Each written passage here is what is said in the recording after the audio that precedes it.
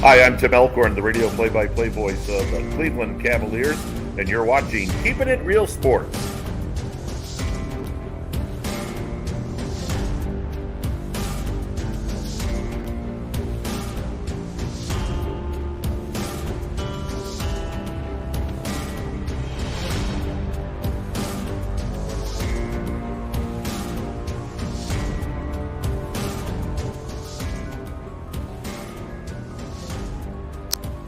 Hey, Taylor Rapp here from the LA Rams. Shout out to Steve Taylor, the real sports guy, and the honorary Ram. When Steve's talks sports, you better listen. Thanks, Steve from the Rams, for your continued support and love.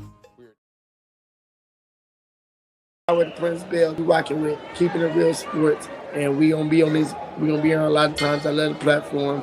Check in, it's the new wave. Like, follow, subscribe, and do all that good stuff.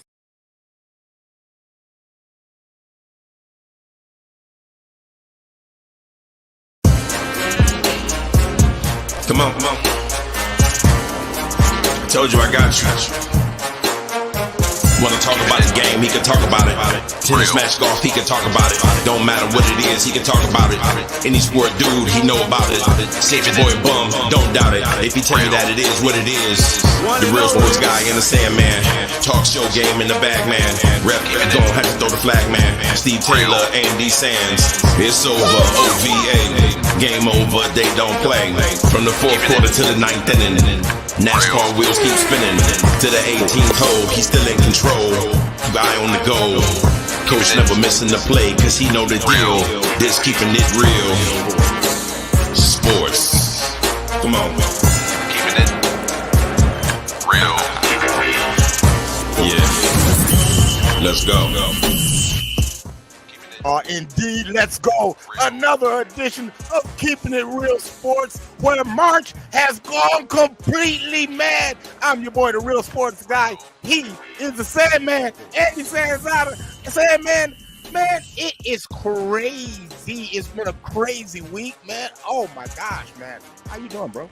I'm doing all right, Steve. Listen, hey, that's why they call it March Madness. I mean, we saw firsthand why it's called March Madness, and it's been a fun 2 days. It really has. It really has. This here is the epitome of sports. This is, to me, the sporting event of the year. I agree with that. It comes down to that, man. You know, absolutely love it, man. Hey, look, let's not even, man, mess around with it, man. You know it's hot off the press. Let's check it.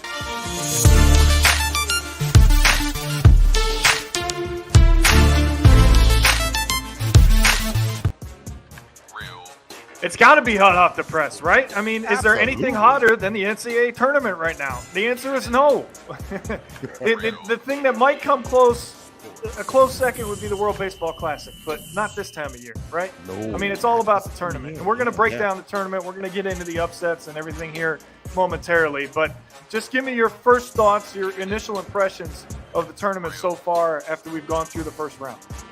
There are a bunch of really good basketball teams in the nation. There is not one standalone team that you say, you know, I just got to watch these, you know, this team here, you put all your money on, you know, you kind of think you know, but you really don't know. And after last night, we really don't know, man.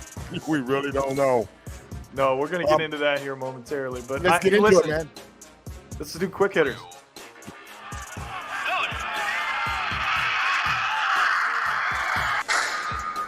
Quick hitters.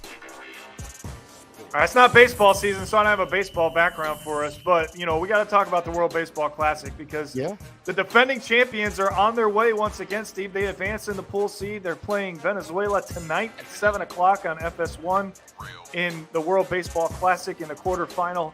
I'm really excited about this game. I'll be flipping back and forth between this and basketball, no question about it. But an upset last night. Mexico ousts Puerto Rico to take on Japan in the semifinals on Monday. I mean, this tournament has everything you could want in a tournament. And it's more exciting to me than the Olympics from a baseball standpoint. Yeah, man, the cream definitely rises to the top. Tonight is not going to be a walk in the park, man. Venezuela, one of the best teams, man, in the Classic. The good thing about it, the U.S. hasn't played its best game yet, so just maybe it might show up tonight. All right, what else you got, partner? Well, man, the gloves are starting to fly, and the actions and the sparks are starting to pop up at the press conference. Not the fight, the press conference. Oh my gosh, did you see the exchange between Davis and Garcia? Both guys, man, predicting knockouts. Andy, they just turned this thing up just a little bit more.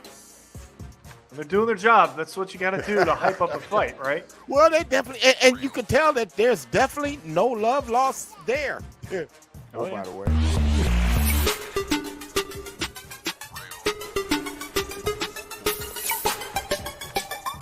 Oh, by the way.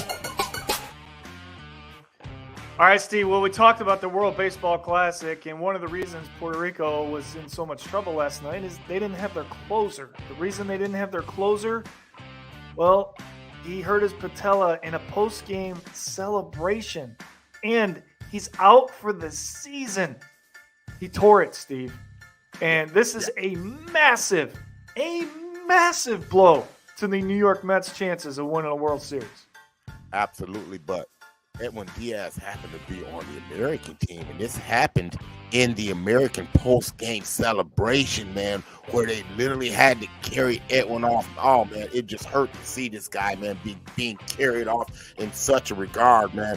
Oh, man, I hope that the United States have I'm sure they got somebody to step in, but he was the guy that was filling that closer role for the U.S. All right, and then Michael Jordan has had enough of a losing season in Charlotte. He's done over there. He's got better things to do than to watch bad basketball, Steve Taylor. Yeah, I guess, man. Well, he's not going to sell everything. He's only going to sell, man, the majority stake in it, so he'll still be a minority owner, but I guess enough is enough, man, Yeah.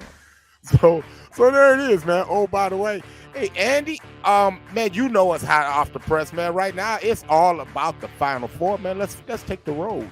Just say it, Final Four.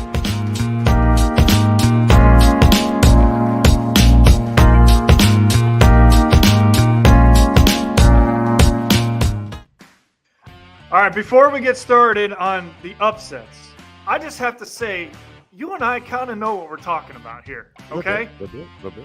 Our brackets are not busted by any means. Speak for You yourself. are 26-6 after the first round. I'm right there behind you. I'm at 24-8. I think for me, that's probably the best I've ever done in the first round. Normally, I pick a lot of upsets. I didn't go that route this year, Steve. I just had a feeling that the teams that were supposed to win were going to win. Now, speaking of upsets, it started on day one, right? And this one hurt my bracket a little bit because I had Arizona in the Elite Eight. I had Virginia in the Sweet 16. So this one stung me a little bit, but I was smart enough not to put them all the way into the Final Four because a lot of people had Arizona going to the Final Four, Steve. Oh. But you and I knew better than that. No, I didn't have them in the Final Four, but what was shocking is how disappointing they played against Princeton, because Princeton did not play well, people. They just played better than Arizona. They didn't play well at all. So, that said, but the thing that got me was Furman and Virginia, because the kid, Clark, he is a 6-year senior. He was there when they won the national championship. Mm-hmm. So for him to dribble to the corner, the coffin corner, and then pick the ball up, and even then, the first thing they teach you is to reverse the basketball. He had the outlet on the reverse if he just follows his basketball principles. He didn't do that. He panicked when the fit hit the sham, and he threw a Hail Mary up, and it was picked off, and I knew immediately Furman was going to hit the three-pointer, which they did, and goodbye. Bye, Steve, the thing that got me the most about that play, you had one timeout left. Why aren't you calling timeout if you're caught in the corner? Andy, if you follow your basketball principles of reversing the basketball, You always look left. You always. Always, yes. But you don't have to do that if you call the timeout. Yeah. So that was the one that got me. But yesterday, for only the second time in 152 matchups, this happened. A 23.5-point underdog. Farley Dickinson shocks Purdue. And the thing is, people, let's not really put this on the Purdue kids. Let's call it what it really is. There are men collecting paychecks for misleading children, or said children, because they're grown children, but they're still children. Not knowing how to play to their strengths. Come on, Matt Painter. You're better than that. And then for you to take the podium and say you got our coach, no shit, Sherlock. And I said that. Listen, I saw hashtag Fire Painter all over Facebook last night. I don't think he makes it out of this one, Steve. Hey, here's an idea. Here's a grand idea. Maybe try zone defense. You ever think about that? You can't guard anybody, and it's not just Edey. So please don't think it's Edey trying to guard a 6'7" kid. They spread you out, and they were beating you like. But on top of the bad coaching, it correlated to the players on the court, Steve. You could tell that Matt Painter didn't have confidence in them, and they didn't have confidence in themselves because of that. They didn't shoot the ball when they had open shots. They weren't shooting the ball. Wide open shots, man. Stop this madness, man. Stop this madness. So that brings us to, man, our Final Four predictions. Let's get a look at yours and see how your brackets are looking so far, Andy. Before we get to the Final Four, let's take a look at an updated bracket that we have from last night up until the latest of late games, because we can only do so much. Okay? All right, so here we have it. So you still have Houston, you still have Alabama, and you still have Kansas. So 3 of the 4 number 1s made it through. All right? And 3 of the 4 number 2s made it through as well. So what this is telling me, Steve, is this is unprecedented, right? I mean, not often do we see this many favorites walking through the first round the way that they did. Because a lot of these games, even though a lot of them have been close, a lot of them have been blowouts on the top seed ends of things, right? I mean, you had the 2 upsets, the major upsets, but all the other teams that were supposed to handle their business handled their business. Kansas won by almost 30. UCLA won by 24. Even though Connecticut got a little bit of a scare in the first half, they ended up winning by 24. So I think you're going to start seeing after this weekend the teams that are supposed to separate themselves. Well, talk to me after the weekend, after tomorrow, because see, this is today and tomorrow is when the upsets are more likely to happen. I agree with that. So we'll see how many number 1 seeds are remaining after this weekend. Yeah. All right, so let's take a look at our brackets as we have them. Okay, I have Alabama in the South, Duke in the East, Texas in the Midwest, and Gonzaga in the West. Now, hindsight being 2020, I probably should have had UConn in the West, but I'll run with the Zags for now. And then here's my championship game. I've got Alabama. Yeah, not the football team, the basketball team, Alabama winning it all. And Steve, the reason I picked Alabama was what I saw in the conference championship game last week. They were completely dominant. And, oh, by the way, they won that first round game on Thursday without Brandon Miller scoring a single point. They still won by 24 points. What should worry people. All right, what do you got? See, we've been telling you all year, if you really followed what we've been telling you in our Fab Five all year, a lot of the Fab Five that I have picked. Okay, I had Alabama. I like Alabama. In the East, I had Purdue, Purdue. I won't ever take Purdue again. In the West, Houston. UConn, and in the Midwest, Houston. My final, I have Alabama against Houston. The Houston Cougars, national champions. I just like the way they defend. Even though they have a growing issue with with Marcus Sasser. But however, let me inform you that Alabama also has a growing injury with concern with Brandon Miller. And it's a question if even he's going to play today. Just putting it out there. But if I had a redo and a mulligan to take in that East bracket, it would be Marquette and Shaka Smart and his crew. All right. People want to ask why I've got Duke in the Final Four. Steve, you always have to find that team that figures it out at the end of the season, right? They have won 10 in a row. They won their conference, convincingly, by the way, and they have a full roster. Do you know what their record is with the full roster? 20-1. Yeah, it's now 20-1. Yeah, I get all of that. Man, so I'm just saying that's why I have them in the Final Four. I don't get enamored with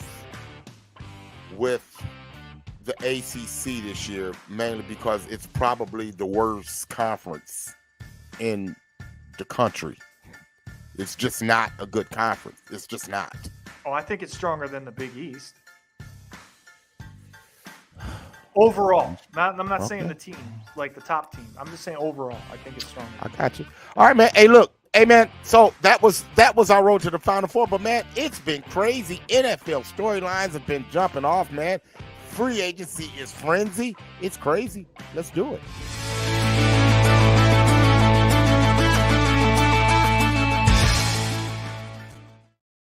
My partner, because there were so many moves, right? I mean, we're talking like near 100.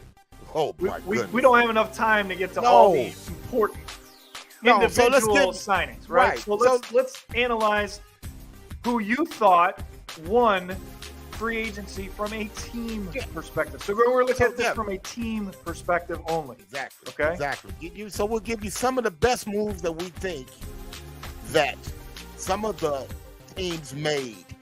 And the first one, the winners of free agency, got to be the Chicago Bears. You kind of got to like what they've done. They trade back out of that number one pick. They pick up a number one wide receiver. Then they go out and they get protection for the quarterback. They go and get the guard from Tennessee. Then they double down. They go and get the best defender on the Buffalo Bills. Tremaine Edmonds. This kid gets after the quarterback, man. You know, they pick up linebackers, man. You kind of got to like what they've done. You know, look, right now, hats off to the Bears. And then they get a backup quarterback, running back. Kind of like what they're doing. Yeah, and you know, money to spend too. PJ Walker's a great fit there, I think, because he's very similar to Justin Fields. If Fields happens to get hurt, you're not losing anything on your offense. You can run your offense the same exact way. So I thought that was a smart move. The other thing I really like is where they're at in the draft, Steve. The capital they got in that trade, they're going to shore up that offensive line, right? They're going to go with either Skoronski or Paris Johnson. That has to be the pick, in my opinion. And then they still got enough picks to be able to shore up the defense even more. The Bears could end up making noise in the North just like that. Yeah, I mean, that division, now that Aaron Rodgers is leaving, and we'll talk about that later, that division is wide open, more than it ever has been. Look at the momentum Detroit has from last year, right? Minnesota lost a few pieces, but probably not enough to fall to the bottom. I mean, I'm excited for that division. I think it's going to be fun to watch. Okay, so moving on, we got to keep going. We got to keep it going. Let's get to the next big move that we think, man, is Jimmy G to the Raiders. Man, give me your thoughts real quick on this one. I mean, if you're a betting man, this was one you walked into Vegas and put your money down on, right? You just knew he was going to hook up once again with Josh McDaniels. But, Steve, it's 1A for 1A. I don't think it's an upgrade from what they had. I really don't, especially with his injury history and, you know, the fact that they traded away a key piece, which we'll talk about when we talk about another team later. I just don't think Josh McDaniels is a good head coach. But Garoppolo wanted out of San Francisco. He goes to Vegas. That's his kind of town. I'm not surprised one bit. Andy, I absolutely love it. I think it was a great get. I think that Jimmy G is exactly what McDaniels wants to do at quarterback and not Derek Carr. I think it was a win-win. I think the energy that he's bringing into the building, I like.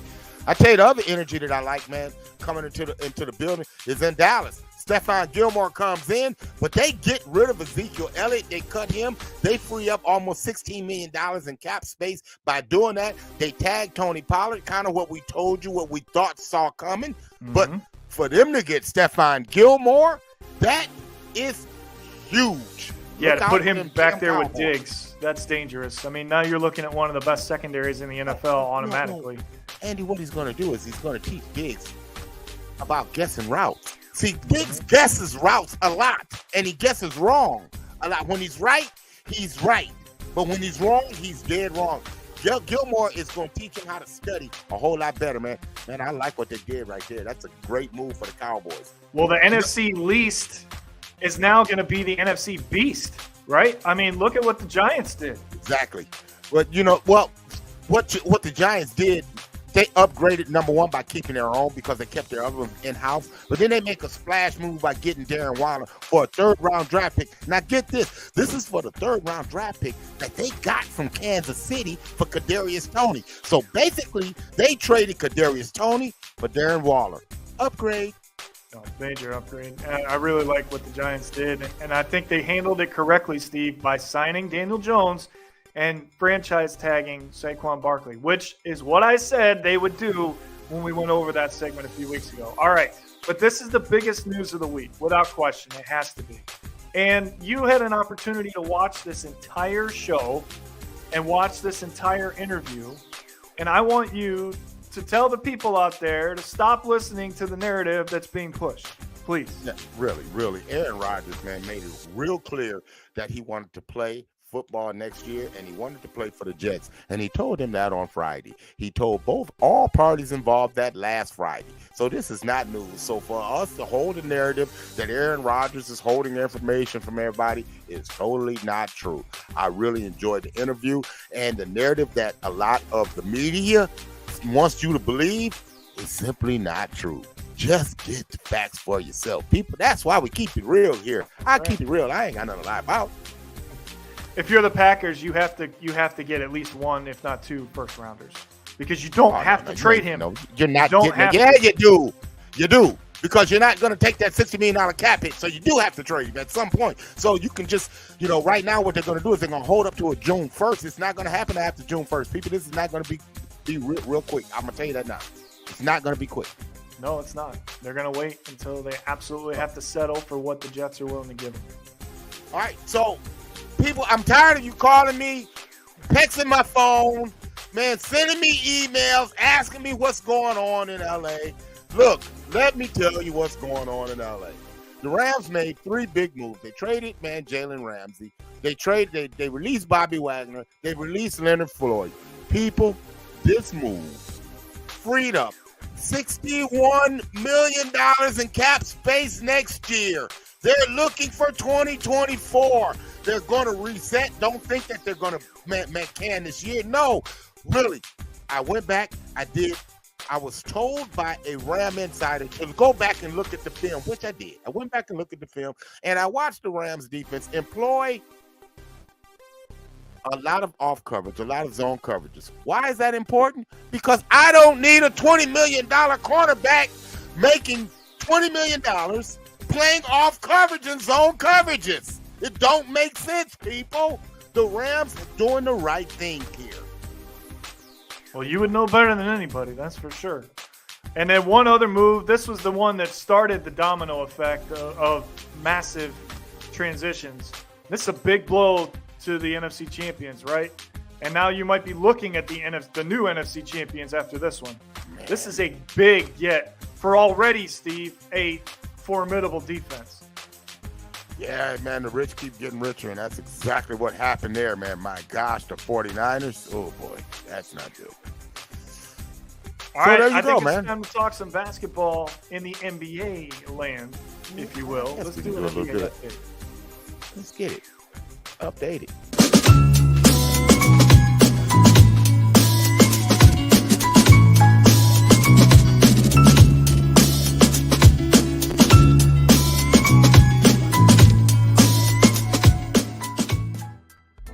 All right, the story of the week. We gave it to you last week. It was the John Morant situation with him being away from the team indefinitely. Well, now the commissioner has stepped in, Steve, and he said enough is enough. I'm going to have a conversation with you about this. I don't agree with how you acted. I think that you need to serve some time and think about that. And I thought the NBA was right to step in and put an actual number on the game suspension for John Morant. And he's able to return to the team on Monday, Steve. But Adam Silver is without question the best commissioner in professional sports. He knows how to handle these guys. He does it fairly. He does it correctly. And he doesn't show any bias towards anybody. And I thought this was well done by Adam Silver. Yeah, he jumps right in, man. But I think it was a good job of the Grizzlies by removing Ja out of the situation, really kind of giving the commissioner the leeway to make that decision, because they told him they took him out 2 games and they took him out 4 more games. So they got ahead of this. They did a good job at that. But to actually hear Ja actually talk, he sat down with Jalen Rose, and to hear him being contrite and the plan moving forward and what they're going to do moving forward. Now, we're going to give you a chance. We're going to give you the benefit of the doubt. Ja said that that's not him. Well, no shit, Sherlock. We know that. We know that. Quit trying to be something that you're not. So that said, man, we're going to give you the chance to move on. We know you want to move on, and so we will do just that. We will move on. Yeah, let's move on. And we'll move on to the Lake Show, man. And Andy, my question: are they really gonna make this thing, man? Is the move they made too late? I mean, what the hell is going on? They let Kleber clutch on their ass last night. Listen, I've told everybody a couple of weeks ago that the LeBron injury, whether LeBron was hurt or not hurt, this team is not a playoff team. They're not, Steve. If they get into the play-in, it's because somebody else falls apart. It's not because they play themselves into the play-in. Okay? Yeah, well, so my answer is no, they're not getting in. And yes, it's too late. Okay. And that brings us to our team of the week, Andy. And I saw firsthand what these guys are doing right now. I wouldn't want to play them. Let me tell you something. It's the reason that I got that MVP behind him, because right now I'm changing my mind. I'm tempted to lean toward Joel Embiid right now, having a slight lead in the MVP race. I see where you're coming from. Are we forgetting that in 1995 there was a co-rookie of the year with Jason Kidd and Grant Hill, right? Yeah, that was BS then too. Listen, it's been done. My point is, why can't we have co-MVPs? Yeah, no. We just need one. Just one. Just like we only need one NBA power rankings list, man. Let's get to it, man. Our very first of this year, our top 5 NBA teams. Andy, give me number 5. All right, we got your boys.